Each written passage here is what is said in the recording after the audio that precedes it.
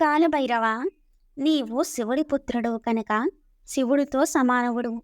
బ్రహ్మదేవుడి గర్వమును అనుషుటకు జన్మించినవాడు. నీవు ఎన్ని తీర్థయాత్రలు చేసినా ఉపయోగం లేదు. కనుక నీవు కాశీక్షేత్రానికి వెళ్ళు.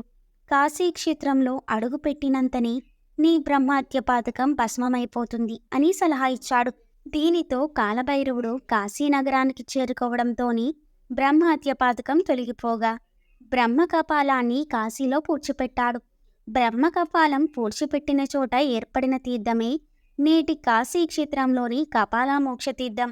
కాశీలో కాలభైరవుడు విశ్వనాథలింగాన్ని భక్తితో పూజించి తరించాడు. విశ్వనాథుడు భక్తికి మెచ్చి కొన్ని వరాలు ఇచ్చాడు. కాలభైరవ, ఎవడు ఈశ్వరుని ధిక్కరించి బ్రతుకుతాడో వాడి ప్రాణోత్కమనమును అవగానే నువ్వు కనబడతావు. దీనిని భైరవయాతన అంటారు.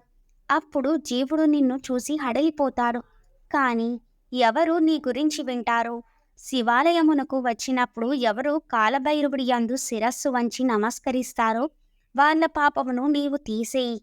అలా తీసేసే శక్తిని నేను నీకు ఇచ్చాను కాబట్టి నిన్ను అమర్దకుడు అని పిలుస్తారు. ఇక నుంచి నీవు నా దేవాలయములలో క్షేత్రపాలకుడుగా ఉంటావు. భక్తుల పాపములను నీవు తీసిన వాటిని నువ్వు తినేయి. నువ్వు పాపములు తినేసే వాళ్లను రక్షిస్తావు కాబట్టి నీకు పాపభక్షకుడు అనే పేరుని ఇస్తున్నాను. నిన్ను కాశీక్షేత్రమునకు అధిపతిగా ఉంచుతాను. నీ అనుగ్రహం ఉన్న వాళ్ళే కాశీక్షేత్ర ప్రవేశం చేస్తారు అని చెప్పాడు. అందుకే మనము కాశీక్షేత్రంలోని కాలభైరవుడు అనే క్షేత్ర ప్రవేశాన్ని అనుమతించిన క్షేత్రపాలకుడు కనుక, అయ్యా, నాకు లోపలికి ప్రవేశింపజేసి నా పాపములను దగ్ధం చేశావు కాలభైరవ అని ఆ మహానుభావుడికి ఇంటికి రాగానే కృతజ్ఞతాపూర్వకంగా కాలభైరవ పూజ అని చేసి ఇక నుంచి మంచి పనులు చేస్తాను అని అన్న సంతర్పణ చేస్తాడు. భైరవమూర్తి ప్రసన్నమూర్తి అయినాడని చెప్పడానికి ఆయన మెడలో ఒక గారెల దండ వేస్తారు. కాశీ సంతర్పణ చేస్తే తప్పకుండా వెళ్ళి ఆ ప్రసాదమును తీసుకోవాలి. ఇహలోకమునందు ఇప్పటి వరకు ఈశ్వరుడి పట్ల తాము చేసిన దూషణల ఫలితము ఎలా పోతుందని బెంగ పెట్టుకున్న వాళ్ళ కోసం భైరవ యాతన ఇక్కడే తేలికగా అనుభవింపజేస్తాడు. అందుకే హరిద్వార్, ఋషికేశ్ వెళ్ళిన వాళ్ళు మానసాదేవి ఆలయమునకు వెళ్తే బయటకు వచ్చేటప్పుడు ఒకసారి ఒంగోండి అని ఒక బెత్తం పెట్టి వీపు మీద కొడతారు. అది భైరవ యాతన అని ఆ కర్రె టప్ అంటుంది.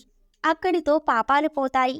ఈ విధంగా ఆనాడు పరమేశ్వరుడు కాలభైరవుడికి ఇన్ని వరములను గుప్పించాడు.